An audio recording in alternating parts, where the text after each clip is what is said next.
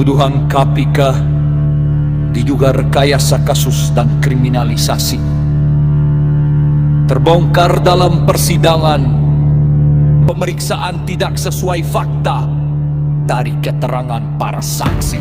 Itu dari mana Pak perkaliannya dapat sampai sehingga 3 miliar lalu 5% sama dengan 7 miliar? Itu dari angka berapa Pak? Dari nilai berapa? Dari nilai 170 miliar. Pak, kami kali-kali Pak, nggak ketemu tuh Pak angkanya Pak.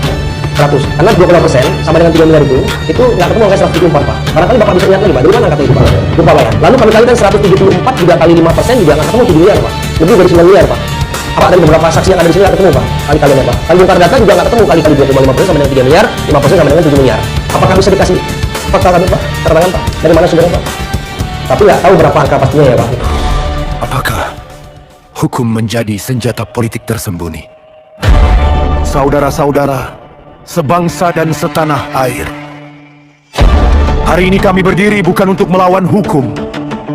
Kami berdiri untuk mengingatkan bahwa hukum harus tetap berpihak kepada kebenaran dan keadilan.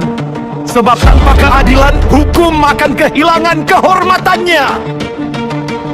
Perkara yang menjerat Abdul Wahid telah menjadi perhatian masyarakat. Salah satu yang menjadi sorotan adalah tuduhan mengenai uang senilai 7 miliar rupiah yang dikenal dengan istilah 7 batang atau japerem dalam persidangan. Tim kuasa hukum Abdul Wahid mempertanyakan asal-usul dan dasar tuduhan tersebut kepada sejumlah kepala UPT. Menurut pandangan yang berkembang di masyarakat, keterangan yang disampaikan belum memberikan penjelasan yang utuh mengenai dasar tuduhan itu. Pertanyaan publik pun muncul, apakah setiap keterangan telah diuji dengan alat bukti yang kuat? Dalam negara hukum, setiap tuduhan harus dibuktikan, bukan diasumsikan. Sorotan lain adalah penempatan Dhani M. Nur Salam sebagai saksi mahkota, sementara tuntutan pidana terhadap dirinya lebih ringan dibanding tuntutan terhadap Abdul Wahid. Perbedaan ini memunculkan kritik dan pertanyaan mengenai rasa keadilan serta konsistensi dalam penegakan hukum.